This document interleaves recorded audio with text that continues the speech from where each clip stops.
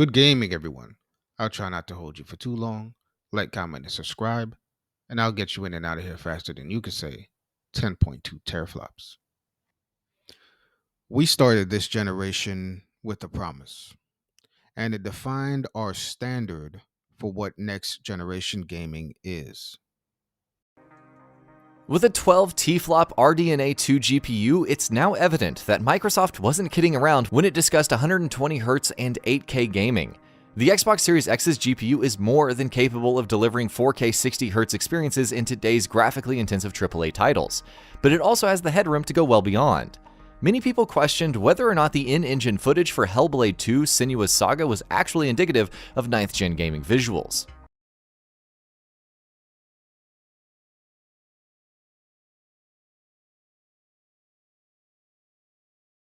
Polygon counts, especially on incidental details, were far in excess of anything we've seen this generation. We all had an unspoken agreement through tweets, through articles, through YouTube videos. We agreed that next generation gaming was defined by 60 frames per second, 4K, and ray tracing. Anything less was immediately ridiculed. Built for the current console generation. But then, as I played it for 30 hours, it just kept hitting me with bad news. Underwhelming combat.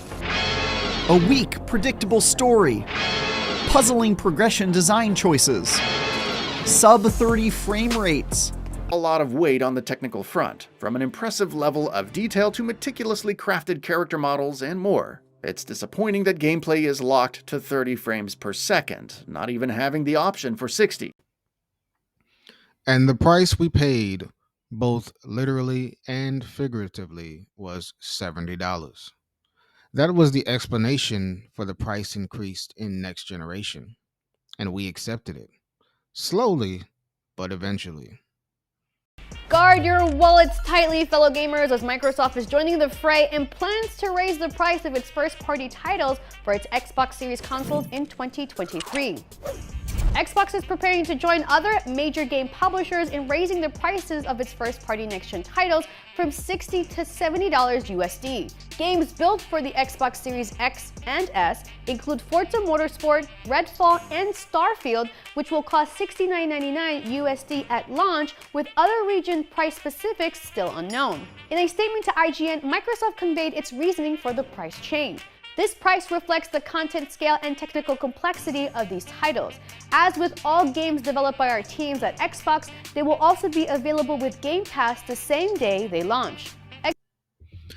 But now we're left asking, what did we really pay for? It started off slowly with cross-generational games, which in many cases only seemed like polished last-gen games. And we made excuses about the global health issues and scalpers. We used those excuses for years. Finally, we reach 2023 and we begin to see next gen over the horizon. Then we're hit with a $70 Zelda game and Starfield. If you want to play The Legend of Zelda Tears of the Kingdom, you're going to need to fork over some money, and now it might be more than you were prepared to spend. Yesterday evening, the Nintendo Switch eShop showed a $70 price for the highly anticipated sequel. This might be confirmed to be true by the time the Direct drops later today, or it might be debunked. Let me know in the comments which it was. Well, everyone, it's been confirmed. Tears of the Kingdom's Standard Edition will indeed be $70. And here's the thing. We can't walk back the standard we established, but we can add to it. And speaking of adding to it, there was one more standard, one more definition used to define next generation. That was choice.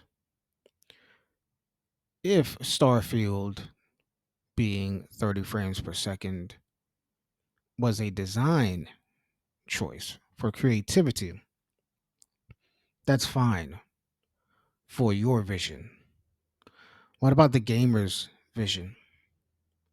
For a game and a company that constantly emphasizes player agency, why isn't there an option for 1080p, 60 frames per second? Why does your vision change when it comes to the Xbox Series S, which runs your vision at 1440p, 30 frames per second? That's not the fidelity you had in mind, was it?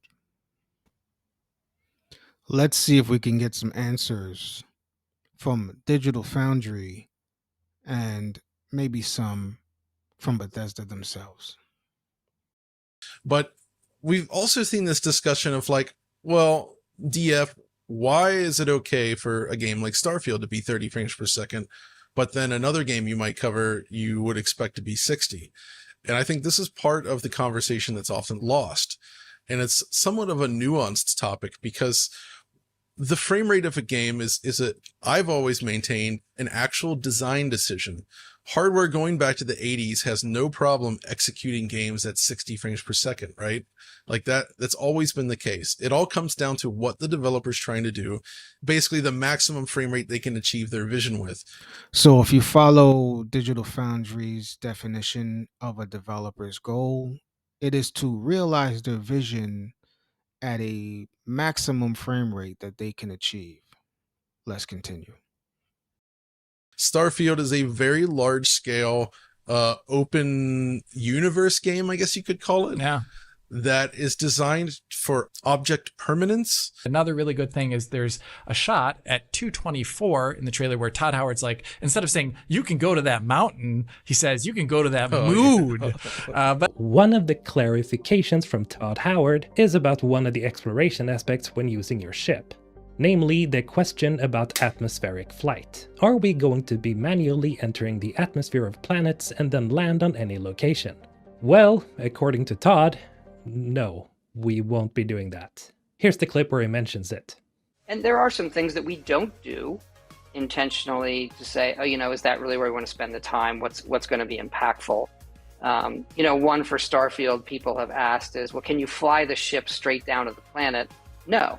We decided early in the project that the on surface is one reality, and then when you're in space is another reality. And if you try to really spend a lot of time engineering the in-between, So if seamless open universe atmospheric flight is not what is taxing the CPU, what exactly is?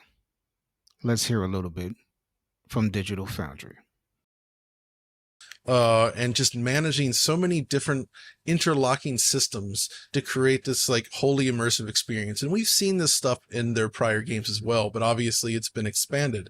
And on Twitter, I mentioned this, the sandwich conversation, right? In the direct, there was this joke about how one of the developers was a sandwich pirate. They were stealing sandwiches, dropping them on a table, and they showed that. And everybody laughed. It was a goofy little thing.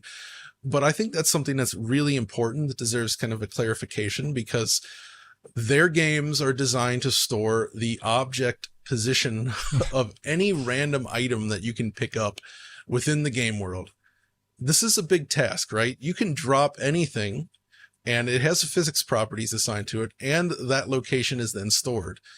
This is actually something not new for Creation Engine games, and in fact it goes... Precisely. If they've done this with older games and older generations, and they don't have a seamless open universe, what is taxing their CPU that much? Now, of course, seamless atmospheric entrance is kind of a event in itself where it happens at a certain portion of a game, whereas tracking random objects in a universe, which it is a universe just not open, are two different types of taxes to a CPU. One is in a moment, the other is continuous throughout the game. I understand this.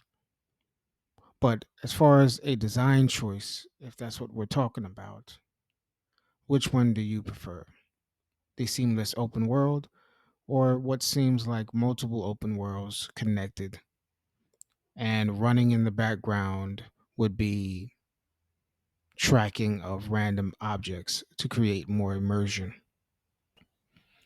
And they made a comparison to a very similar game. I guess the closest relation would be Star Citizen, and they made a comparison to how that game runs on, I guess, what you can consider similar hardware. They didn't really say much about the SSD, but they did show a CPU that matches up to the Xbox Series X, and they showed it does have trouble performing as well.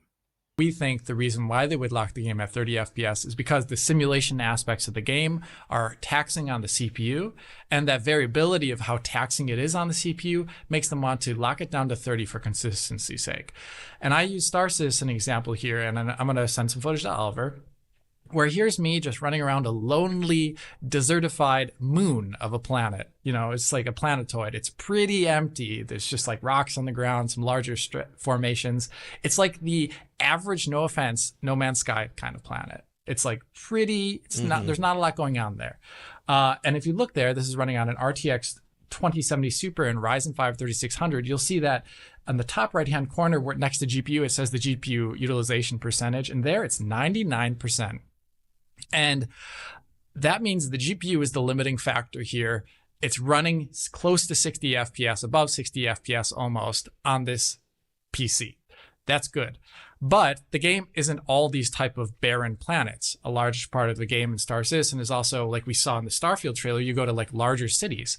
And there, when I go to those areas in Star Citizen, I'm going to show, there's a couple clips here where one where I'm riding on the monorail going through the city, and you'll just see the frame rate is like at like 17 to 24 or 25 FPS. It's brutal. But if you look at the GPU utilization, it's way below 100. It's like 50%, and the CPU is just being destroyed. It's like at 100% almost on every single thread. So this is the kind of thing that I think is maybe happening to a degree in Starfield. There's areas that are much heavier on the CPU than other areas, and to lock it down more consistently, they thought a 30 FPS cap would be better. Obviously, Star Citizen's not the exact same game as Starfield. It's completely different development history, but it is a similar concept idea of going from different areas, ones that are more sparsely populated and ones that are much, much, much, much more populated. So as you can see, one of the biggest issues is the CPU's strength, and it usually is being taxed during heavy population, a lot of action happening on screen, like most games. Um, so that, along with the tracking of items across the universe and the universal elements that have to be tracked all along the game, is what's taxing most. But I will say this, it does seem like without the universal seamless travel from planet to atmosphere to space to planet, it does seem a little like a bunch of fallouts glued together. I hate to use such a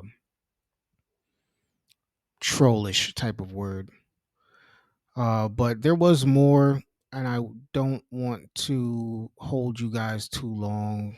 There was, they did speak about how in the trailer it fell below 30 frames per second.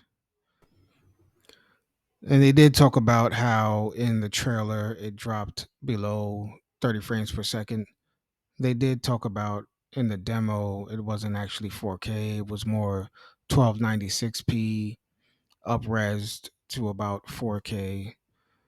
Point being, I think we can evolve, but if 30 frames per second and below is bad performance and that is the standard, then it's bad performance all around, regardless of the size of the game. And if that's a negative, it should be mentioned when it comes to reviews. So, what is the definition of next generation? Is it the before mentioned performance marks? Are we paying $70 for something that could have been done last gen on a much lower resolution? Is it a combination of both? Because we know Nintendo is not coming to fix this. And Sony hasn't done anything of this scale yet. Maybe Concord will be their first attempt. Maybe a Sony Santa Monica game. I guess my real question is, as I've stated in previous videos, is this lack of seamless scale and performance a consequence of creating the Xbox Series S? Let me know below. And until next time, take these companies to task, ask for better, never settle for trash. It's your man's Boycott, and I'm out.